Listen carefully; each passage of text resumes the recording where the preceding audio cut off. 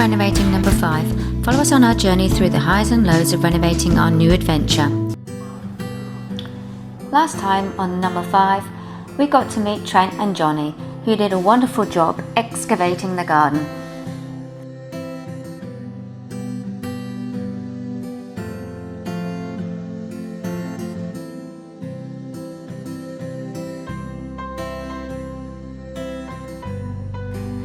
This time we have the mammoth task of installing the retaining wall.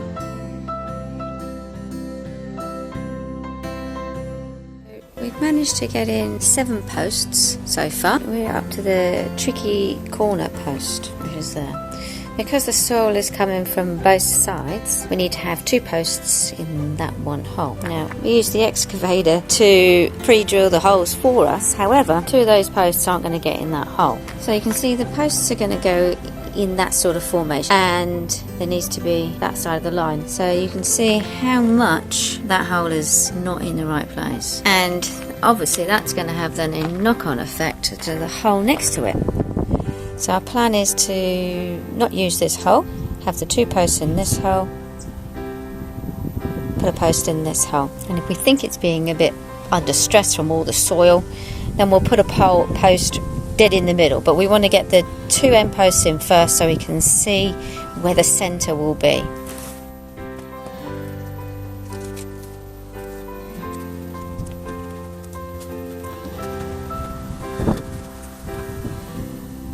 So you can see when I put the big post in how much this hole is out of place. But not only is it in the wrong place, it's also skew-if. So it's going to make it really hard. There's half the hole is going to have to be filled back in. Or I'm going to have to use more concrete. I might dig out where I need the post to go and then work out whether I need to fill it back in again. These posts are really heavy at the moment as well because they're wet.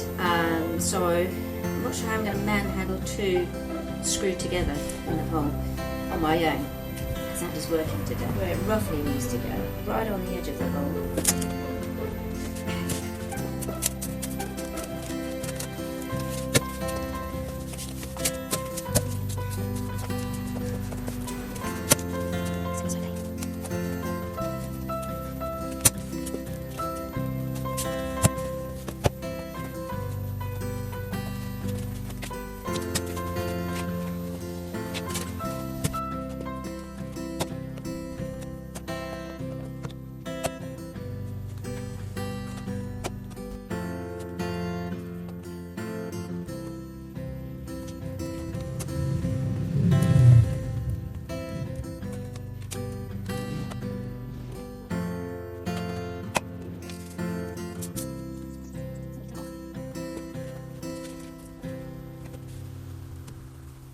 Okay, so this is the first of the 2 posts put in. I need to butt one up next to it. Andy wants me to screw it together and then put it in the hole. But because the wood is damp, they're really, really heavy, and I don't think I can manhandle 2 pieces of wood together on my own.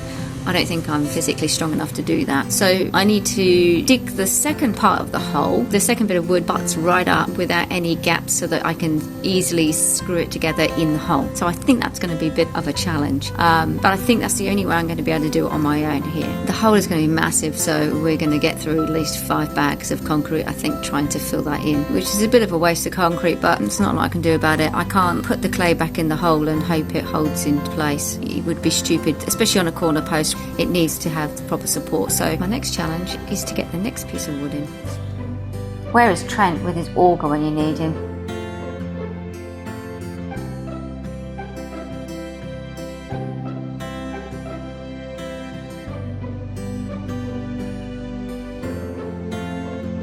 So there you go, I've managed to get the second piece in, but you can see that one's slightly taller than the other. That doesn't matter because they're too tall anyway, so we have to lock them off. It means that little bit extra is not going to be in the ground. But I hit rock and I just physically can't dig the rock out. I don't know how big that rock is going to be. It could be huge. You can see how much concrete I'm going to have to put in this hole, which is a bit of a pain. I needed to make sure I had another line in so that I could line the posts up. To make sure this was a proper 90-degree angle, I used hypothesis theory, I think that's what it's called, and that's the 30, 40, 50 method.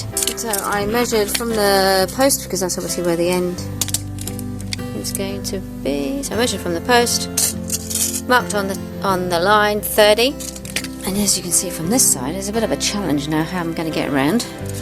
Never mind. And then marked on the line here 40, and then in theory, it's flat.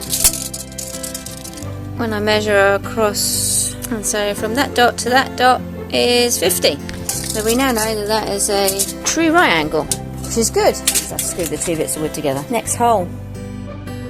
With both end posts in, I just need to fill the holes with concrete.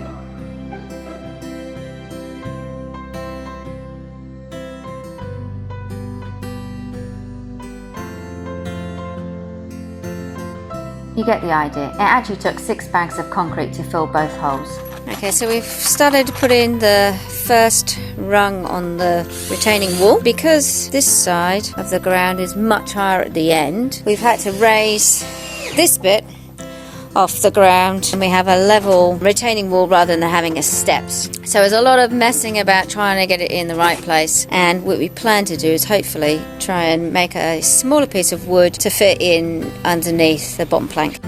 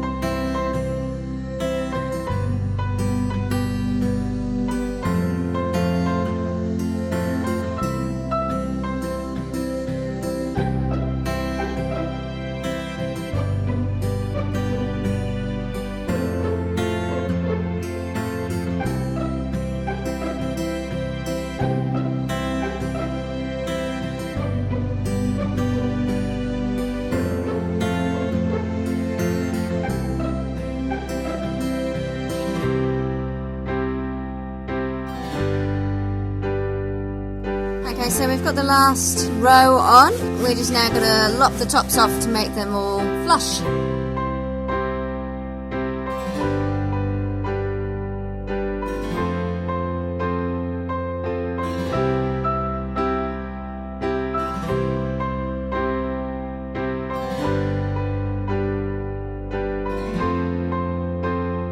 So today we're back. We're focusing on just building the retaining wall behind the extension.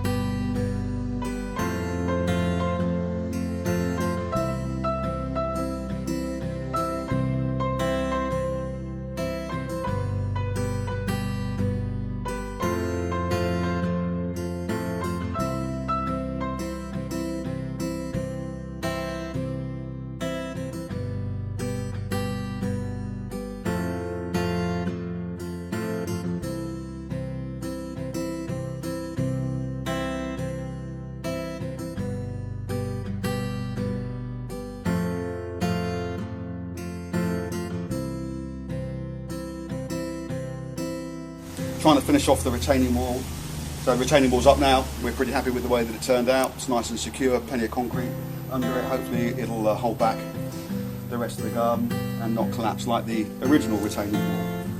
So the idea of doing this was to not only fix the retaining wall that was behind the extension, which had collapsed, but also to make a sort of patio outside dining area eventually. We've put plastic on the back of the retaining wall to keep the damp out from the garden. We're also hoping to level this a little bit.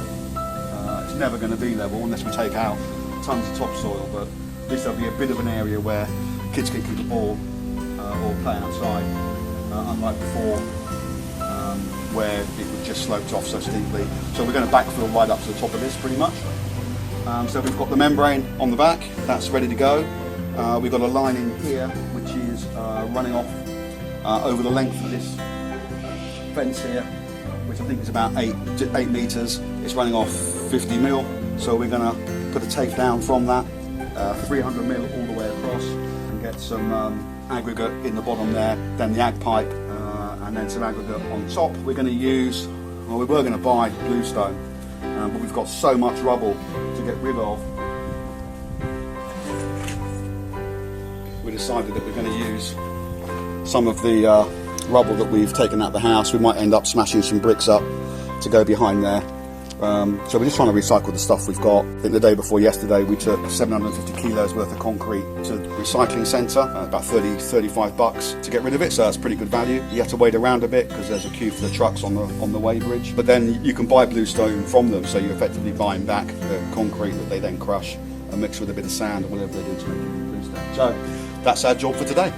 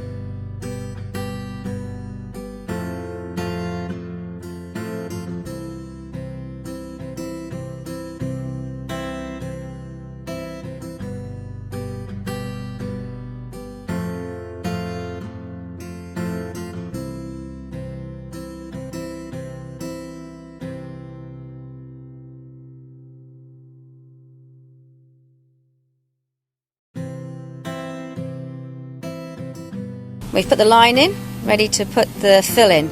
Now, so what have we got to remember to do this time, And? So I wouldn't have done this, but what you've got to remember not to do is to leave the line level on the line and then fill in the hole. Because that means we have to go and buy another line level. Well, I guess we do own two now, just one's very safe. It's behind the rest of the retaining wall.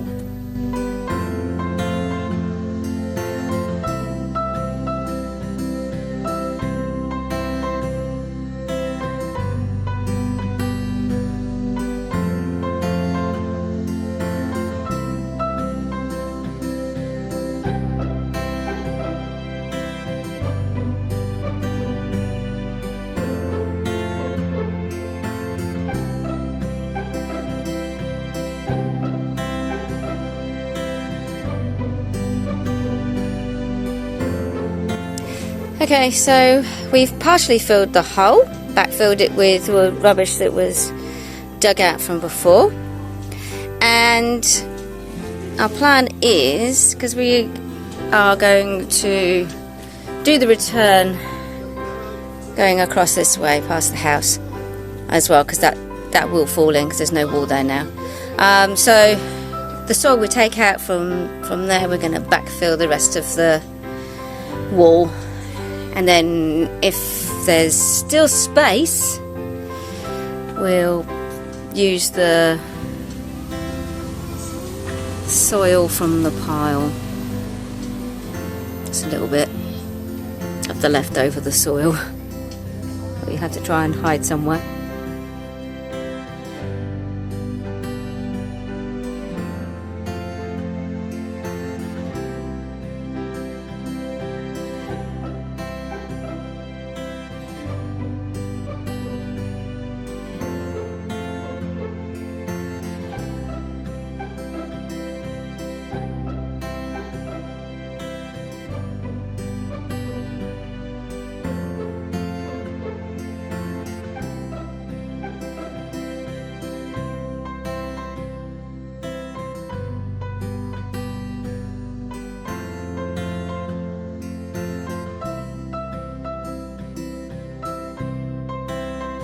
The wall is finally finished, and as we pan around,